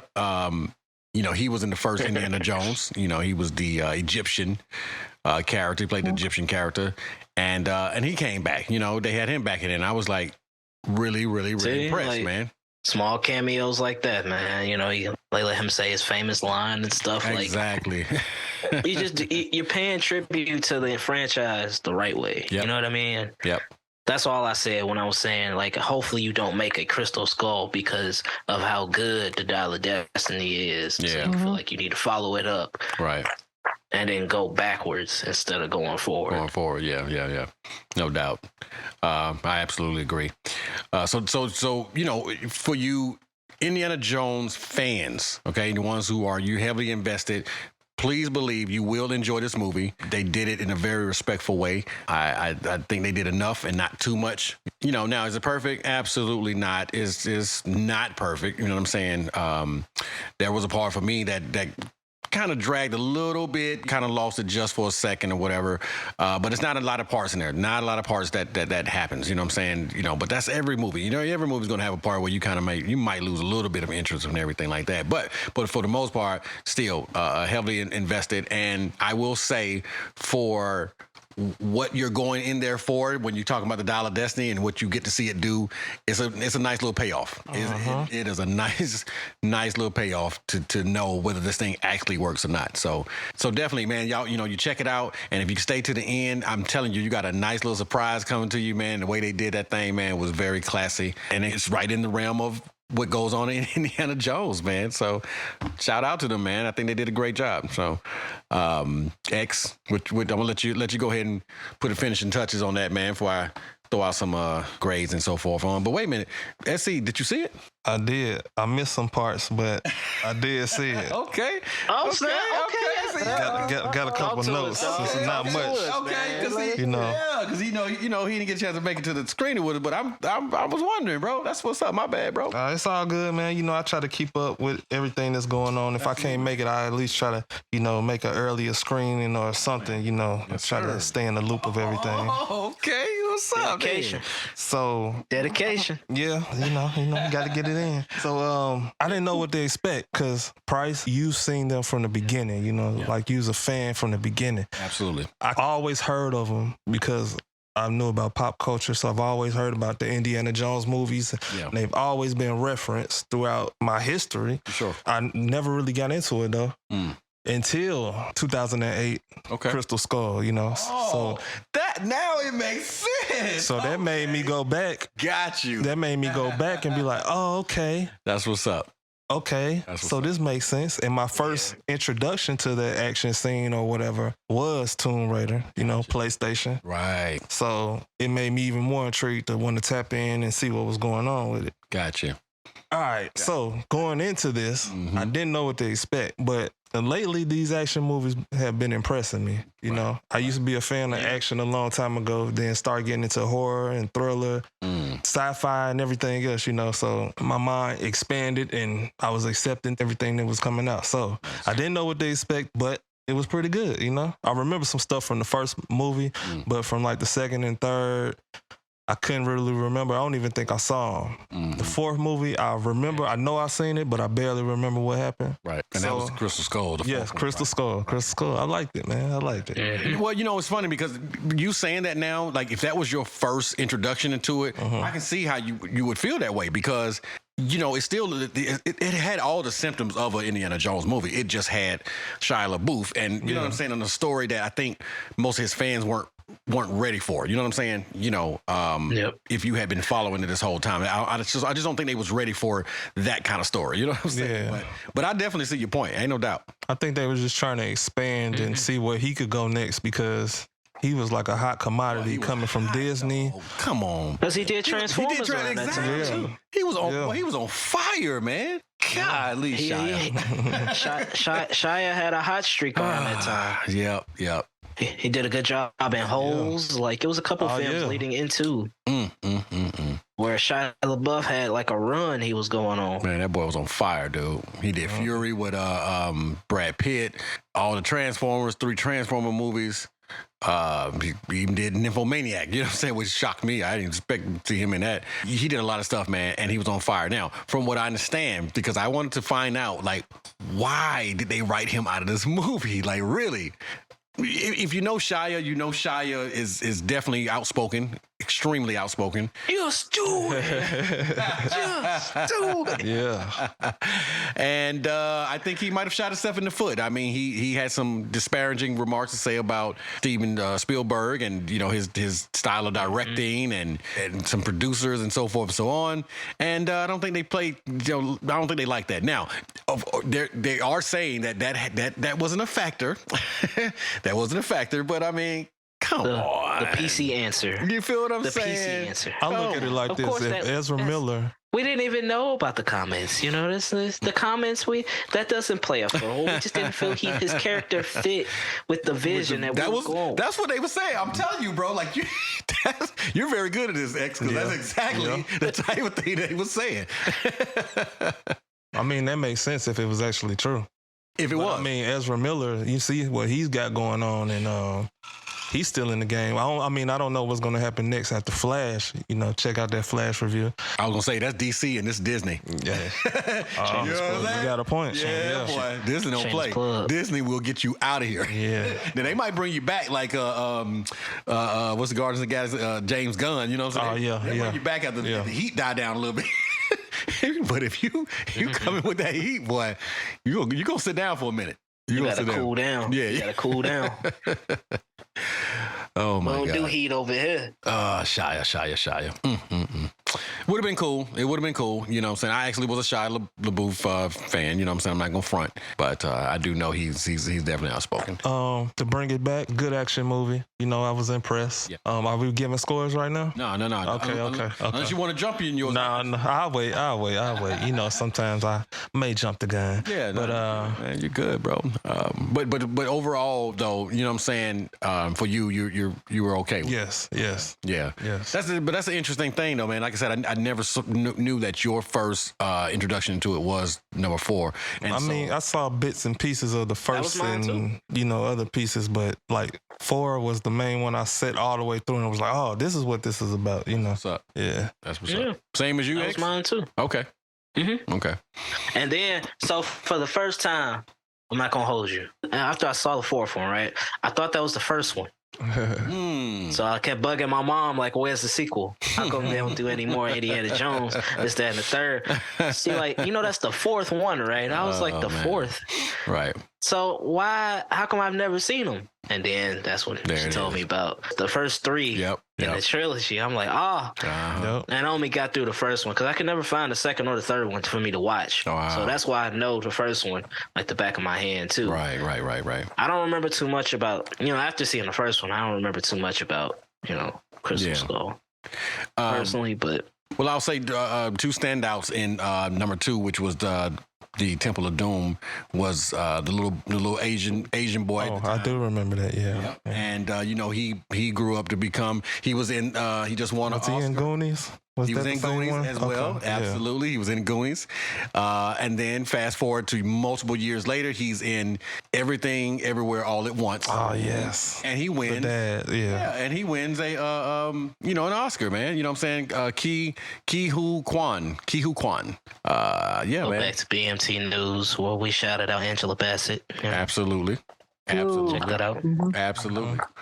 And so, he fast forward later, he won an Oscar and everything, and so he was a standout in part 2, and then in 3, of course, all the Sean Connery fans know in The Last Crusade that he was a standout pretty much in that film. So they had a lot of notable people along the way. You know what I'm saying? And it was cool actually when this movie starts off, Dial of Destiny, as it's panning through his apartment, you see a picture of Sean Connery up there. You know what I'm saying? A little blurred, but you could tell, you know what I'm saying, from the silhouette. But it's Sean Connery. You know it's Sean Connery, man. You know what I'm saying? The original Bond, you know what I mean? OG Bond. It's good stuff, man. It's good stuff. So I truly enjoyed it, and I think that you guys will as well. If our reviews mean anything to you, you know what I'm saying, definitely go see this movie. This is not one to sleep on, you know what I'm saying, unless you're us. We don't know ones that can sleep on the movies. Yeah, man. Okay, I told him everything he missed, y'all. I told Price everything he missed. Yep. And look, and I said last time, they were like, y'all are the sleepiest reviewers ever. But the thing about it is, it's not that, we just go in there and we just fall asleep. It's not that. It's the fact that we all work, 9 to 5s, you know what I'm saying? We work. pick bad time and to go see these. I know, right? 9, 10 at night. But we have these 9 to 5s. We got to go work and everything. And we get off, you know what I'm saying? No rest. And we go straight to the movies, man, you know what I'm saying? To give you guys these reviews. So that is the reason why. Anyway, man, listen, I'm going to go ahead and just throw this thing on now. I'll jump on out there first, man, on this one here. For me, absolutely, I will give this a 9, man. Absolutely. Like, you know what I'm saying? Just right out the gate, I'm going to give it a 9 because I think they did very well, man, with the writing. The writing was good. The action was good. The callbacks, you know what I'm saying, from the other movies were great. The de-aging was absolutely the best de-aging I've ever seen, man. I'm just like, let Disney and Lucasfilm do y'all stuff, man. You know what I'm saying? What's their studio? Is it Industrial Light and Magic or something like that? You know what I'm saying? Whenever they do their studio work, sometimes you can see the seams. You know what I mean? Sometimes you can see the seams. You can see, the lines and the strings and whatever. But on this one, you're gonna look for it. You're gonna miss the movie trying to look for that. You know what I'm saying? You might as well just watch the movie and enjoy it because it's not. You're not gonna find it. Yeah, you're not gonna find it. So yeah, man. So for me, like I said, I'm jumping right on out there, man. I'm gonna put the 9 on this thing, man, because I was highly impressed. And if you're gonna wait another 15 years to drop the movie, then this is what you come with, man. So very good. For an 80-year-old leading man, all right? Leading man. Very good, Mr. Harrison Ford. You did an excellent job. And to all the producers and the director, you know what I'm saying? I think his name is James Mangold. He did his thing. You know what I'm saying? Very well directed. It felt, to be honest with you, let me say this too. It felt like Steven Spielberg directed the movie. You know what I'm saying? It felt like one of the regular movies, man. And that's not easy to pick up a movie from another director and give it that same feel and the same vision. So shouts out to you, my dude. Definitely did this thing. What you got? Come on with it, man. I need some letters. I need an X or I need an SC, man. What y'all got up in here, man? What y'all think? X over here messing with me. He's always frozen. He look like he playing.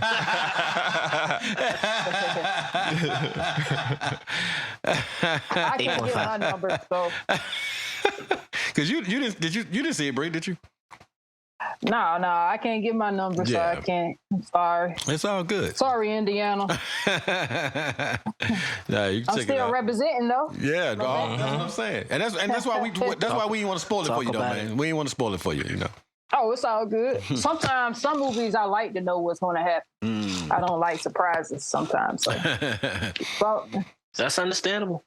Yeah. I'm always asking, what's going to happen in the next part? Yeah. And I'll be that person like, what happens just after watch that? it. When you watch that movie. but what's gonna happen after that? I know, right? Some things give me. Get you Didn't they anxiety. do this before? Yeah. Some things, anxiety. Yeah, I can't handle it. I can't take it. Protect your I'll get up on my peace. feet. Yeah. I'll get Protect up, walk your peace. around because I can't take it. Yeah. Don't tell you when you sitting there with you covering your eyes with your hands and like, nope, I don't want to see it. Yeah. Oh man, that's good stuff. Okay. So what you got? So what y'all gonna rate that? What you got, X man? I'm gonna go ahead and give it an 8.5, dog. 8.5. Okay. Okay. All right. Any particular reason why shied away from these 9s? What you think, man? No particular. You gonna leave it in suspense, huh? Okay. All right. No, but storytelling, great acting from Harrison Ford and the cast. I saw some of the nuances for it being a dated film. Mm-hmm. Didn't feel too dated, you know what I'm saying? Like you couldn't tell it took 15 years to give us this. Sure. You know what I mean? But as far as some of the themes in there, like some of the, the good versus evil, and it's Nazis. It's Nazis again. It's the same old. I get that. That's why that was it was a 9 for me. Like, yeah. Like I had to take a little bit from that because I'm like, I feel like there's more stories that could be told in different ways that doesn't have to always involve the same central things around Indiana Jones. You can still have the sprinkle of Indiana Jones, but you can advance and tell a story differently without going too far from the formula. I get it. You know what I'm saying? But it was a safe formula. And they played it safe. Because what they was coming off of. They was coming off that Crystal Skull. So they I'm just playing. That's what I'm saying. That's what I was going to say, though. because they coming off of Crystal Skull, which was 15 years ago. Sure. So they trying to up the ante, but play it safe. Mm-hmm. Yeah. But which is a good argument. To my 8.5. I like that. That's a good argument because they basically did the same thing for Star Wars: The Force Awakens. I mean, The Force Awakens was a reskinned A New Hope. You know what I'm saying? Pretty much restart the trilogy, right? Or restart, right? Kind of. Yeah. Let's play it safe, right? Listen, we don't want the Star Wars. Star Wars fans, we want no beef. You know what I'm saying? The Force Awakening was a great movie, great cinematography piece. Price said that. Price said it again. It was reskinned, and we all know it. But it was good though. I love The Force Awakens. As a matter of fact, I absolutely love it. But I can see the similarities. If they put them side by side, I can see the similarities without a doubt. You know what I'm saying? But I'm cool with it. You know what I'm saying?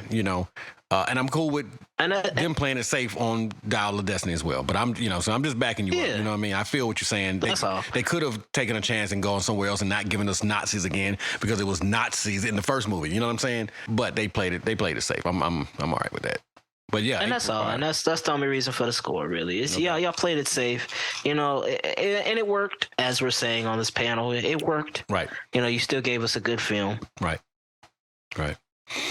Absolutely. 8.5. All right. Still not too bad, man. Yeah, Nazis in all but 2 movies.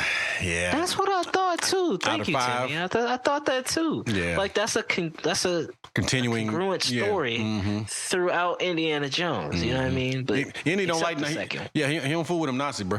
If you don't know, Indiana Jones, Rocky Balboa. You know what I'm saying? Yeah, we don't fool with that, man. Well, Rocky dealt with the Russians. Yeah, the Russians. It was Russians. Yeah.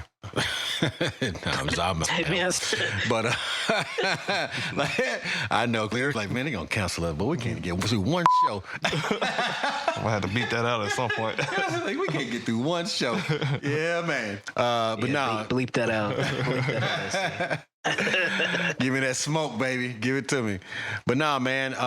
I agree with you though, bro. I agree with you. But that was why it dipped in my score as well. Same old. Same old. Well, let me ask 3 times. Hey, SC. What you think, man? It was pretty decent. I was surprised, like, going into these last few movies. Like I said, I haven't had any expectations, and I didn't really know what to expect. But we're gonna go with an 8.5, you know, because I thought you was gonna do the 8.8 again. Or something. I did think about that, but I missed some stuff. You know, I missed some stuff in between. So that 8.5, you know, it was good action. Kept me in tune for the parts that I did see. I like how they did the callbacks to some of the characters. I presume they were in the original movies, but I wasn't sure. Yeah. But the way they interacted with Indiana Jones and Helena, I believe was her name. Helena Shaw. Yeah. It seemed like they've known it before. Yeah. So I thought it was callbacks to some of the original films. See that I'm saying? Overall, good story. So 8.5. We keep it short and simple. You feel me? No doubt. I love it.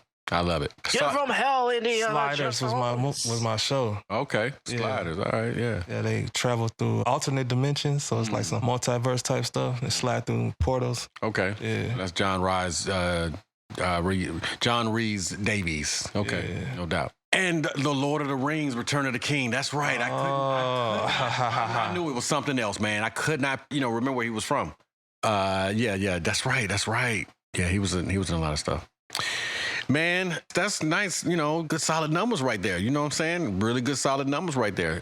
Basically, if y'all hearing and if these numbers mean anything to y'all, that means that what are you doing sitting here listening to us right now? Get up and go see Indiana Jones and the Down of Destiny.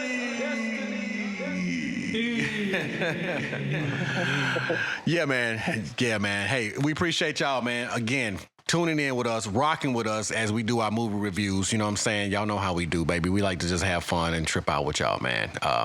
But please stick around because we have that one segment that you got to hear before we get out of here, man. And that is that hip-hop fact for the 50th anniversary of hip-hop. So y'all stick around, man. We will be back right after these messages. Yeah. And the hip don't hop no more. Hey. Yeah, shouting. Yeah. Man. Yeah. That's right. That's right. Yeah. Hey. All right. You know what I'm saying? Hope y'all got that break in because we are back. You know what I'm talking about? Get ready to tune back in, baby. Hey, listen, man. Y'all know what we just did, man. We just went ahead and reviewed the Indiana Jones and the Down of Destiny. Every time, man. I just can't say that. I just can't say it regular. That's gonna sound good when I put that thing on there. Yes, sir. Oh, man. Yeah, man. So we are back, man, and we are ready to rock, man.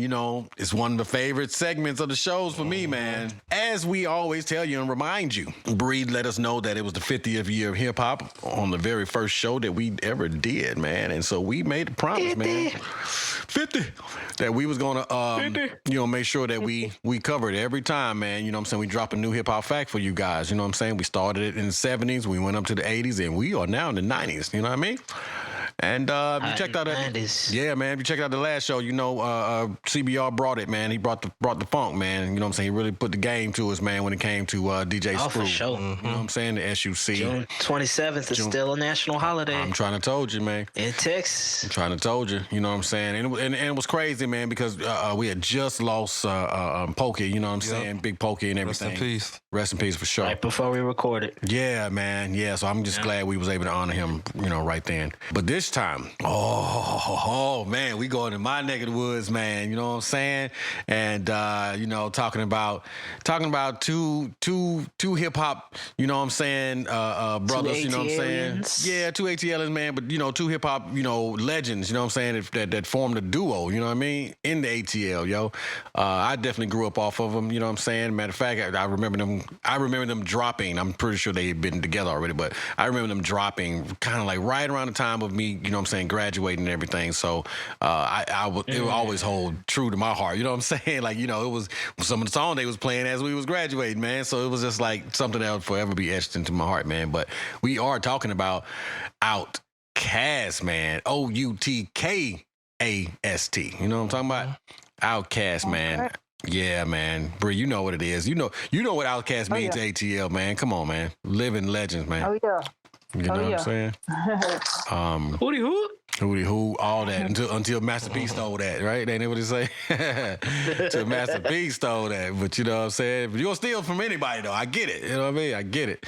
Man. Nah, for real. So Just to give y'all a little bit of background, OutKast is a hip hop duo formed in Atlanta, Georgia in 1992, consisting of rappers Andre 3000 Benjamin, formerly known as Dre, and Antoine.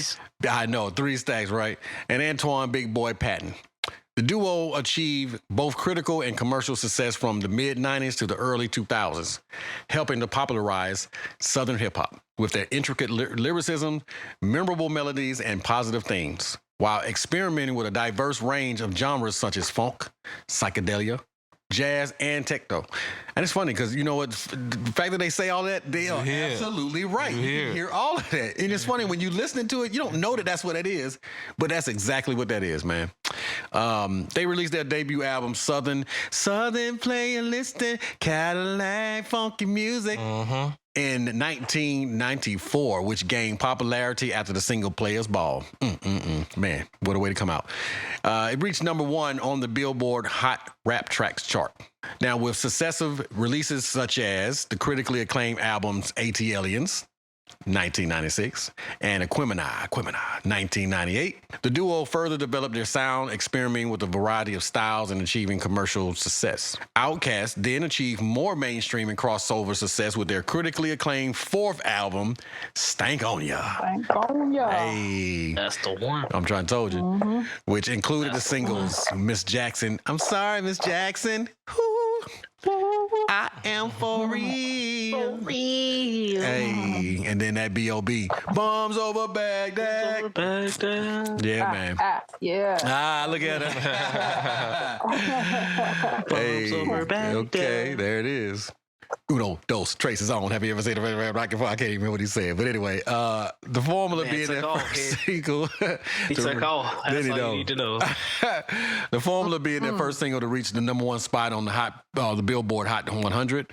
The duo then released the doubles album, Speaker Box / The Love Below. The Love Below. Hey, man. That's a classic, man. I'm trying to tell you, that it really is. And it's funny, though, because at the time, some people were a little divided because it was different, right? You know what I'm saying? It was an OutKast album, but they were doing their own thing. You know what I'm saying? Like Big Boy was doing Speaker Box and 3 Stacks was doing The Love Below, right? You know what I'm saying? And I think maybe on 1 or 2 songs, they might have been on a song together. But so some people were a little divided. I remember at that time, but still, yet another classic. It was their only album to debut at #1 on the Billboard 200, which featured the #1 singles, Hey Ya, right? And I Like the Way You Move. The boys got down. The album won the Grammy Award for Album of the Year and was certified diamond, man. Diamond, y'all. Diamond. By the by the Recording Industry Association of America, man. That's the RIAA for y'all uninitiated. OutKast starred in 2006 musical film Idlewild and recorded the film's accompanying soundtrack, which was released as their final album 3 days before the film's release. The duo split the following year, and both members have since pursued solo careers. Now, it's funny how they say that, because I don't really agree with that about them splitting. You know what I'm saying? They ain't never split. They never split. You know what I'm saying? They never split. I mean, Dre even, Big Boy even said that. You know what I'm saying? We didn't split. My boy went to do a little acting. You know what I'm saying? I mean, basically. So anyway, Dre's still out here moving around. You might catch him just walking around playing the flute. Yeah. And some football shoulder pads and some little tights. He ain't gonna stand out. He gonna have on a regular outfit, and he just be walking around mingling with random regular people playing his flute. That's what's up. He's doing that right now. That's what's up. That's what's up. As we speak. Yep. Yeah. I actually remember meeting him at the Fox and everything, but I'll touch on that in a second. OutKast temporarily reunited to celebrate their debut album's 20th anniversary by performing at more than 40 festivals worldwide, beginning at the Coachella Festival in April 2014. Now, if you make it to the Coachella, man, I mean, hey, man, you've made it. You know what I'm saying? OutKast is often regarded as one of the greatest and most influential hip-hop acts of all time, and are one of the most successful, having certified sales of 20 million records between 6 studio albums and a greatest hits release, as well as having earned 6 Grammy Awards.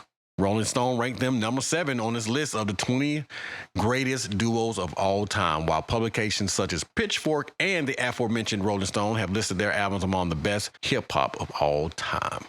and we are talking about OutKast, man. Hey, salute to you guys, man. Y'all been doing y'all thing forever. Definitely been influential in a lot of people's lives. And just real quick, man, I was going to say that while working at the Fox Theater in Atlanta, I remember one night they was having a show, and he stepped up in there, man. And a coworker of mine, he was, oh man, that's Dre. That's 3 stacks. That's 103,000. You know what I mean? Whatever. And he was going to the restroom, man. And let me tell you, it's not. It wasn't like me to really just come up on anybody and try to ask for autographs and whatever. And I know Craig knows this too. Like you were really discouraged if you were working there to be asking for autographs or pictures and so forth and so on.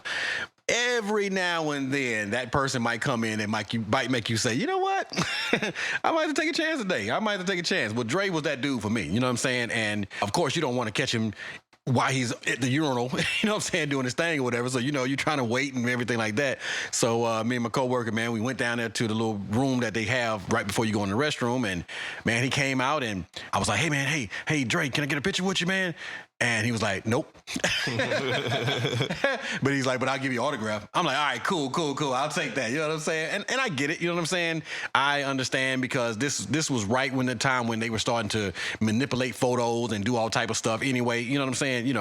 And I get it. You know what I'm saying? But he was still cool, man. He wasn't a jerk about it. He was just being completely honest. Like, nah, I don't want to take a picture, but I don't mind giving you an autograph. So he gave me and my coworker an autograph, man. And so it was a really great night. You know what I'm saying? And he was a cool dude. You know what I'm saying? He wasn't a jerk about it at all. But you could definitely tell that he's on his own thing. You know what I'm saying? He came in there by himself. He didn't have security, bodyguards, nothing, man. Had his little Kango on. You know what I'm saying? Dressed how you would expect him, but just not super wild. You know what I'm saying? It was just, it was different, but it wasn't super wild. You know what I'm saying? But definitely my experience with him was good. And then of course, I think it was maybe a year or something later, I saw Big Boy. And that Big Boy, he coming there, man. You know what I'm saying? With the fur on and everything, with the hat, you know what I mean, cocked to the side, you know what I'm saying, had a little nice. This was at the Fox too? It was at the Fox too, and I caught him right there, when you come through the arcade and you that first room before you go left or right, to wherever that main lobby room where the bar is. Yeah, I caught him right there, man. He was at the bar, like I said, had his fur on, you know what I'm saying, looking fly, looking pimpish, you know what I'm saying, like he be saying, and he had a little nice something on his arm, and I walked up to him, man. I didn't even ask for an autograph this time. I just said, hey, man, I love the music, you know what I'm saying, appreciate you and Dre doing your thing, and he was like, oh yeah, that's what's up, gave me some dap, and that was cool, and I was good with that, you know what I'm saying. So I can say I've met both of those artists, man, and they were good guys, you know what I'm saying. That was at least my experience, Yeah, if we had heard you rap. Might have been it on Purple Ribbon or something. Let me spit a couple for you. Right? And how many times people done approached them with that, right? You know what I'm saying? So I'm just like, yeah, nah, I won't do it. But it was an amazing experience meeting them. And for me, I know I even have a buddy of mine who didn't have such a the same experience or whatever, you know what I'm saying? But who knows? You might catch people the wrong days sometime and so forth and so on. But I'll say that my experience was actually pretty cool. So, I don't have this tainted memory of them where you like I don't know if y'all have ever met somebody where you meet them and they a jerk to you. So it's kind of weird when you listen to their music now. You know what I'm saying? You still like the music, but you don't like them. You know what I mean? But it's like, man, you're a terrible person. Yeah. Your music jamming, but you something else. But no, I didn't have that experience. You need with to them. work on your people skills. For real, right? But nah, man, all good stuff. Like I said, man, as I was graduating, man, that was right when they came out. I've had a lot of good music from them, and I definitely appreciate them, and I agree with them being one of the greatest groups of all times, hip hop groups of all times. They've definitely been consistent, you know what I mean? They've definitely been innovative, you know what I mean? Bro, they took major chances, you know what I'm saying? Like, you listen to those later albums, they sound nothing like Southern Playalistic, you know what I'm saying? Southern Playalistic was just as you would think it would sound as two young dudes coming out of ATL talking about the stuff that was going on in ATL. You know what I'm saying? I mean, they was right on that. Yeah. And then they just transcended, bro. Like, when they became ATL aliens, they really became aliens for real. You know what I'm saying? Like, they just did the wildest music, bro. And it was always on point. And I think I heard something about Eminem saying that he really looks up to Dre as lyrically because he never knows, you never know which way Dre is coming. You know what I mean? Like, you can't. Innovative. That's a real artist right there. Yeah, you can't anticipate him. You know what I'm saying? For real. Yeah, and he makes you think every time too. Every time, man, you be like, "Did you hear what he just said?" I love those artists. Witty word flow, all that. Absolutely, punchlines, beautiful. Oh, dude. when he's your favorite rapper's favorite rapper, you know what I'm saying? And he's a lot of your favorite rapper's favorite rapper, man. You know, a lot of what I used to appreciate about Dre in particular was that a lot of New York artists really looked up to him. You know what I'm saying? They really, dug this dude. You know what I'm saying? They gave him respect. And that wasn't a thing that New York artists would give a lot of Southern artists. You know what I'm saying? Because to them, a lot of our artists, like with nursery rhyme type stuff, you know what I'm saying? To them, at least, right? And, I would say northern kids in school generally got better education than southern kids did. You know what I'm saying? They had, newer books. They were taught things that southern, children weren't taught. You know what I mean? That might have been because of Jim Crow and everything else, whatever. But they definitely gave a lot of props to OutKast. You know what I'm saying? For sure. And I always respected them for that. So, yeah, man. This was our hip hop fact, man. You know what I'm saying? One and only OutKast, 3 Stacks, big boy. Did their thing. They're still doing their thing. I think I just heard Dre on some of his recent Killer Mike. Killer Mike. Yep. Still doing his thing. With Future. Shout out to the Dungeon family. For sure. Rico Wade. For sure. Oh yeah. Yeah, yes, man. Yes. Added crew too. Killer Mike also. Yeah. Mike also spilled the beans and said that Dre working on a solo album. Oh yeah, I heard. No. Uh-oh. Yeah. But we gotta see. Yeah, we gotta see. He said, quote unquote, I'm finna fly out in a couple weeks. We finna fly out in a couple weeks, quote unquote, to go listen to a couple songs from his album. What? Okay. Yeah. I'm here for it. What's up, yo? That's what's up. I forget what interview he was doing. I think it was Sway in the morning, maybe, or something like that. Okay. Where I heard it. But yeah, he mentioned going to go listen to, because he said it to Sway. He said he's working on an album. We finna fly out and hear some tracks. That's what's up, yo. Oh, I cannot wait to hear that. just what I need. Yeah. And shout out to Killer Mike, man. You know what I'm saying? He just dropped his solo. You know what I'm saying? Dropped another one, man. Yep, that Michael album is amazing. Yes, it is. Yeah. Yeah, he did his thing, man. Killer Mike always come with it, man. It doesn't matter if he's Killer Mike, a smart man, yeah. He is, isn't he? Mm-hmm. And he come with the fire, man, whether he's by himself, whether he's, rocking with OutKast, whether he's with Run the Jewels, you know what I'm saying, with his partner with Run the Jewels. He always come with it, man. To this day, man.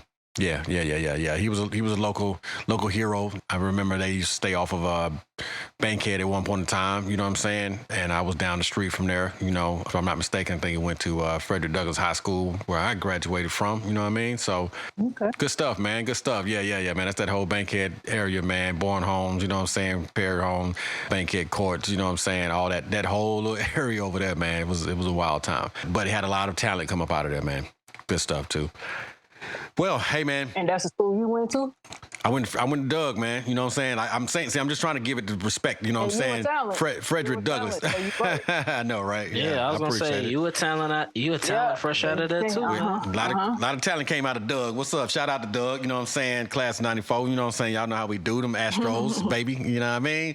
Yeah, yellow and black. About it. Yes, sir. Yeah. Yes, sir. Talk about it. Yeah, I know some Astros out there somewhere. You know what I'm saying? Y'all sign off in the comments, baby. But yeah, man, this is our hip hop fact, man, for the day. You know what I'm saying? The one and only OutKast, baby. You know what I'm saying? We rolling in the 90s, man. We in the 90s. So if y'all got any particular artists in the 90s that y'all want us to cover or anything like that, or artists coming up in the 2000s, man, drop it off in the comments, man. You know what I'm saying? And we'll read these comments and we'll, you know what I'm saying, we'll accommodate you guys, you know what I'm saying? So y'all participate with us, man. We're here for y'all. You know what I'm talking about? Exactly. Yeah. Exactly. So man, I appreciate y'all, man, joining us again. You know what I'm saying? And as always, definitely shout out to Bree 40 Millie, you know what I'm saying? X the unannounced, you know what I'm talking about? You know, that boy CBR bringing them country tunes, you know what I'm saying? Country tunes. So, yeah, you know what I mean? And of course, man, our engineer, man, you know what I'm saying? SC always bring that thing, man, you know what I'm saying?